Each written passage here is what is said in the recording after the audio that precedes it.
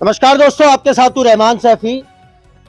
और जैसा कि आप देख रहे हैं कि पुराना ईडीएमसी और नया शादरा साउथ जोन के कैंपस में अभी खड़ा हूं। आया तो था किसी और काम से, लेकिन कुछ कर्मचारी यहां मिल गए जो अपनी शिकायत लेकर अधिकारियों के पास चक्कर काट रहे हैं पिछले काफ़ी दिन से।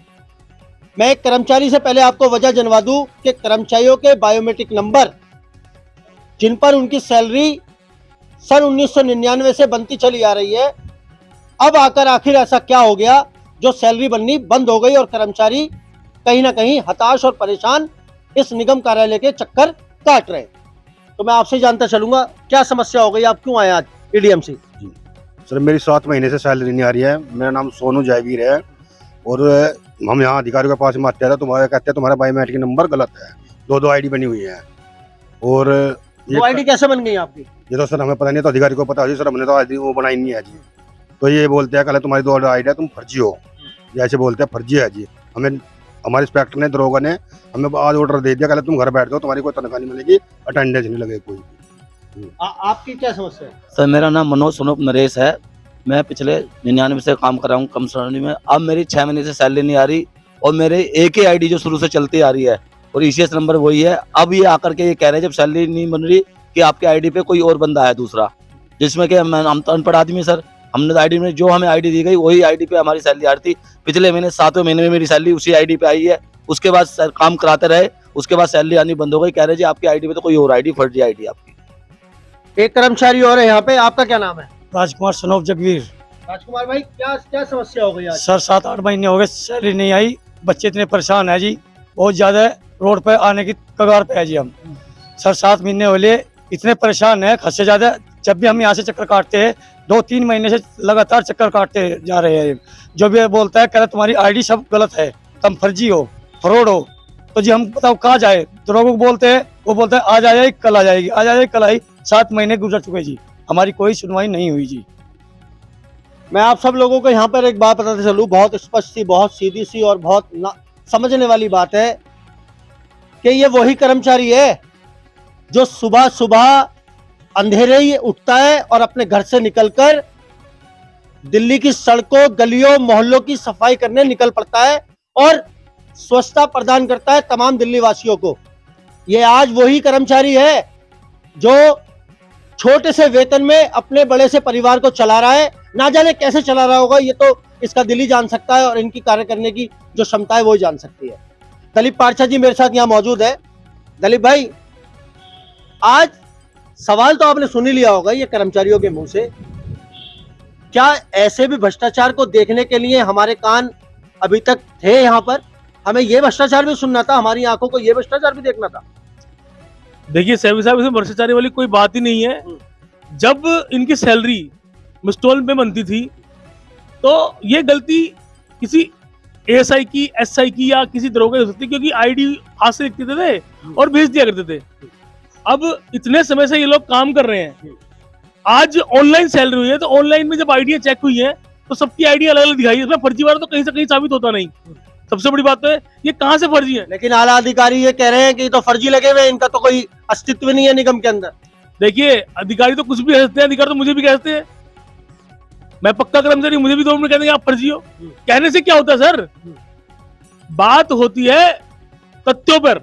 आप तथ्य लाओ ना, कहां से फर्जी है? तथ्य की बात मैं आपको बता दूं पारछा साहब, ये कर्मचारी ज्यादा से ज्यादा अपने मैट से कह सकते थे, इन्होंने कह लिया। अपने एएसआईओ से कह सकते थे, इन्होंने कह लिया। अपने एसआई से कह सकते थे, इन्होंने कह लिया। यहाँ पे निगम कार्यालय आकर इन्होंने एसएस साहब से कहना था, कह लिया। एसी साहब से कहना था, कह लिया। डीसी साहब से कहना था, कह लिया। तो सर अब ये कहाँ जाए? इन्होंने सबसे कह लिया अपनी परेशानी को लेकर, अब ये जाए किसके पास? मान्यवर, इसीलिए तो हमने आपको बुलाया आज। ये लोग सुबह से हमारे पास आए और हमने सारी कार्रवाई करी, तब जाके हमने सैफी साहब को फोन किया कि सैफी साहब यहाँ पे ऐसे हो रहा है, भ्रष्टाचार कर रहे हैं। अधिकारी सुनने को तैयार नहीं हो रहे। हमने भी कई बार कहा, अभी तक आप भी खुद गए हो, एसी साहब के इनके पेपर तक नहीं है। तो 7 महीने, लेकिन साथ साथ एसी साहब ने ये संभावना भी दी है कि मैं इस पर तहकीकात करूंगा, काम करूंगा। आपको कितना विश्वास है कि इनका काम हो जाएगा? सर तहकीकात बिल्कुल 7 महीने से करते आ रहे हैं, अभी तक क्यों नहीं हुई? क्या इनके बच्चे नहीं हैं? ये कानूनी खातिन के बच्चे, इनको सैलरी की जरूरत नहीं है। 7 महीने से उनको बेवकूफ बना रहे हैं। आज हम लोगों को दोबारा बेवकूफ बनाया कि मैं दोबारा से लेटर बना के भेजूंगा। ये तरीका सही नहीं है सर। अब यूनियन इस काम को करेगी और जरूरत पड़ी तो प्रदर्शन भी होगा, धरना भी होगा और इनका मुंह काला भी होगा। मैं एक बार दोबारा आपको कर्मचारियों के पास लेके चलता हूँ। क्या नाम बताया था आपने? सोनू जागीर जी। सोनू भाई, मुझे एक बात बताइए, 7 महीने से सैलरी नहीं आ रही है, आपने बताया। घर का गुजर बसर कैसे हो रहा है? कौन कौन है घर के अंदर फैमिली? सर 4 बच्चे हैं, मेरा बीवी है, बस मैं हूँ जी, और कौन है घर पे? घर किराए का है अपना है? किराए का घर है जी। हाँ जी। हाँ जी। तो घर कैसे चल रहा है पिछले 7 महीने कैसे भी नहीं चल रहा जी भाई, कर्जे पे ले लेकर काम कर रहे हैं अपना। सैलरी आएगी दे देंगे, सैलरी आएगी दे देंगे, और सैलरी मिल नहीं रही है तो कर्जा वाले हमें सता रहे हैं। इसलिए हमने ये कदम उठाना चालू करा जी। यूनियन का, इनका दिलीप भाई जी का वो सारा लिया, इन्होंने हमें यहाँ लेगा। इंस्पेक्टर दरोगा में हर महीने बेवकूफ बना देते थे, इस महीने आ जाएगी, इस महीने आ जाएगी, और अभी तक आई नहीं। आज कल हमें ऑर्डर दे दिया सुबह, कल भाई तुम काम बंद कर दो और तुम्हारे अटेंडेंस भी नहीं लगेगी। ठीक है भाई। 1999 से ये कर्मचारी एमसीडी में कार्यरत हैं, और आपने सुना भी अभी, जैसे मैंने पार्चा साहब ने बताया कि अभी, और मैं आपको यहाँ पे बताता चलूँ, निगम के आला अधिकारियों ने मुझसे बात की, मैंने उनसे जाके बात की इन कर्मचारियों को लेकर। उन्होंने बताया अधिकारियों ने कि हम इस पर तहकीकात करेंगे, और एक कोई लेटर बनाकर वो सिविक सेंटर भेज रहे हैं, निगम मुख्यालय।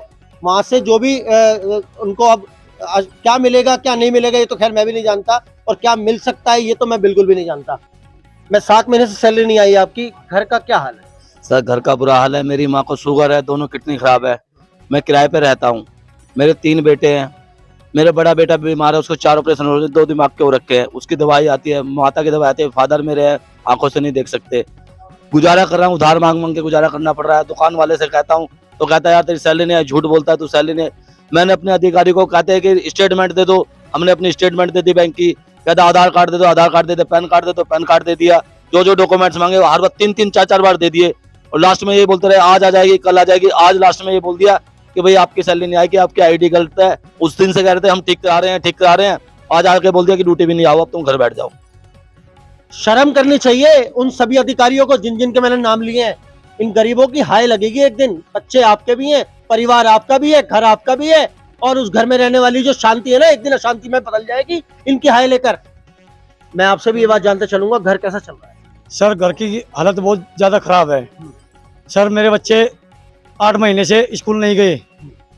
जो कॉलेज में जाते हैं बच्चे सर मास्टर को घर भेज देता है, पहले वो ला के दो, आएगी तो जब ये स्कूल में आएगा। कोई एडमिशन नहीं हुआ जी अब तक। मेरे हाथ इतने कमज़ोर है, मेरे पिताजी बूढ़ा है, मेरे पिताजी है, 3 मेरे बच्चे हैं जी, एक मेरे घर वाले है जी। उधार लेके इतना गुजर चुका हूँ जी मैं, उधार ले लेकर जी मैं इतना तंग हूँ जी कि उधार वाले घर पर आते हैं, गाली गलौज भी करते हैं सर। मतलब क्या करूं? पार्चा साहब क्या जवाब दोगे? मैं तो बोल नहीं सकता। सैफी साहब बात यह है, मैं आपके चैनल के माध्यम से मैं पूछना चाहता हूँ इन अधिकारियों से, क्या इनका 2099 से लेकर आज तक का रिकॉर्ड फर्जी है? रिकॉर्ड अकाउंट में क्या इनका ईसीएस नंबर जो आपने दिया वो फर्जी है? क्या इनकी जो शनाख्त हुई थी 2009 में वो फर्जी है? सिर्फ एक आईडी नंबर ना मिसमैच हो जाता है। हजारों लोग काम करते हैं, क्या हमारा आईडी ऊपर नीचे नहीं होता? आप उस पर सही से कार्रवाई करें। अगर 7 महीने इनको हो गए हैं, एसी साहब कह रहे हैं कि इनके पास अपॉइंटमेंट लेटर नहीं है। सर अपॉइंटमेंट लेटर किसके पास है बताइए आप जब हमारे लोगों की भर्ती की गई थी डेंगू में, मलेरिया, प्लेग में, तो किसको आपने ऑफर लेटर दिया था? एक भी ऑफर लेटर आप मुझे दिखा दो, एक भी कोई जो ज्वाइनिंग लेटर है वो दिखा दो।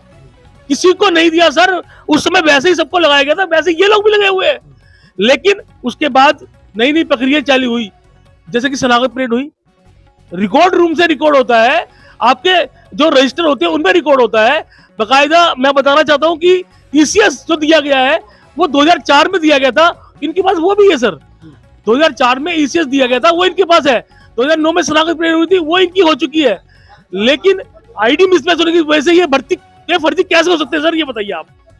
सर ये इनका रिकॉर्ड वेरीफाई हो ना? बिल्कुल मैं भी ये मानता हूँ। इनके रिकॉर्ड को वेरीफाई करने की जिम्मेदारी है किसकी? क्या निगम मुख्यालय की है, निगम कार्यालय? सर यहाँ तो यही हो रहा है कि कर्मचारी खुद की ही सारी जिम्मेदारी है। अगर आईडी खत्म हो जाए तो कर्मचारी कराएगा, अगर पक्का होना हो तो कर्मचारी धक्के खाएगा।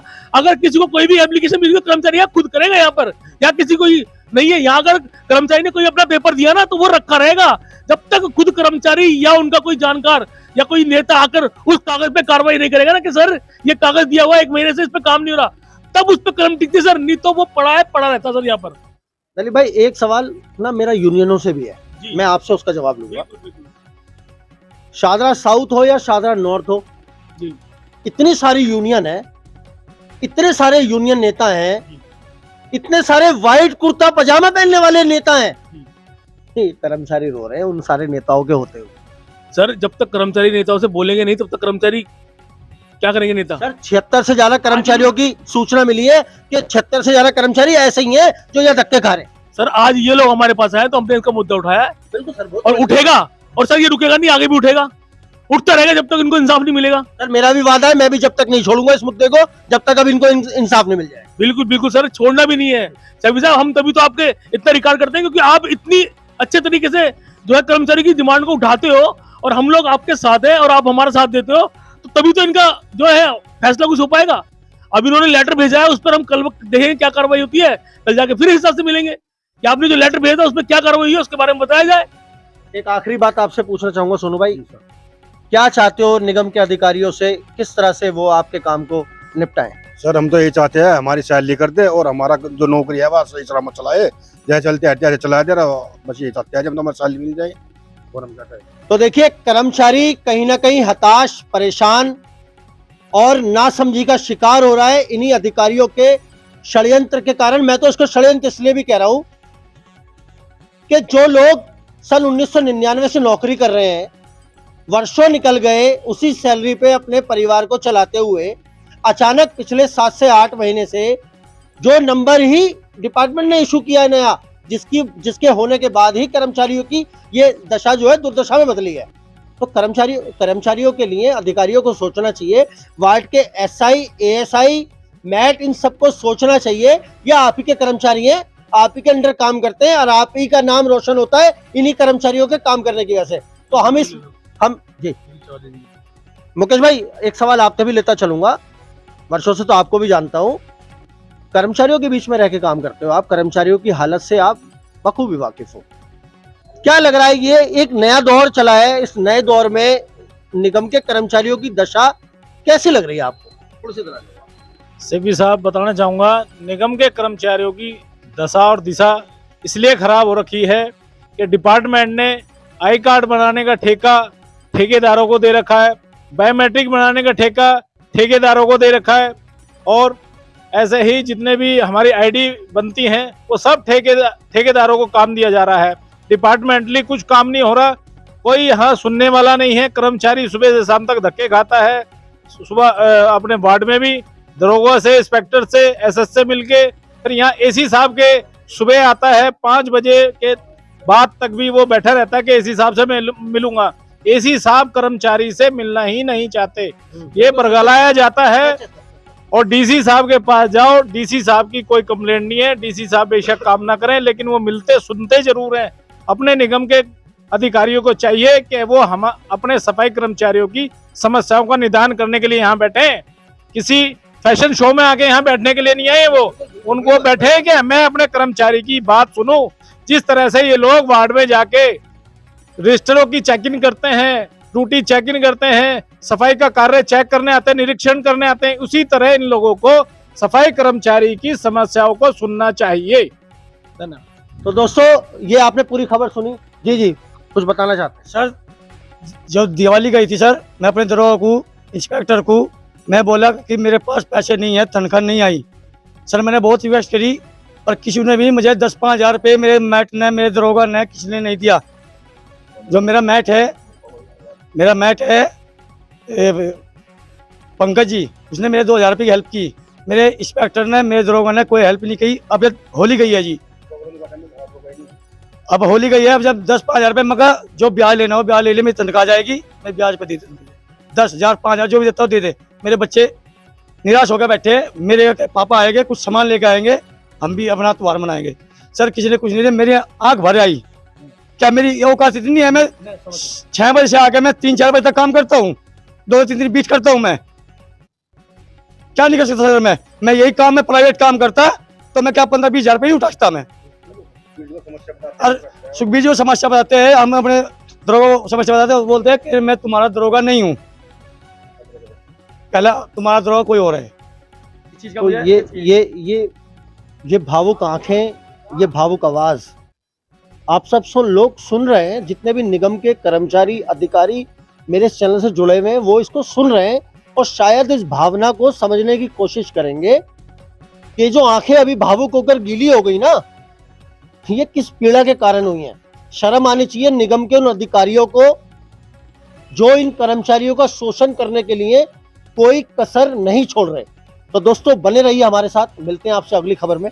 जब तक के लिए जय हिंद, जय भारत, जय संविधान।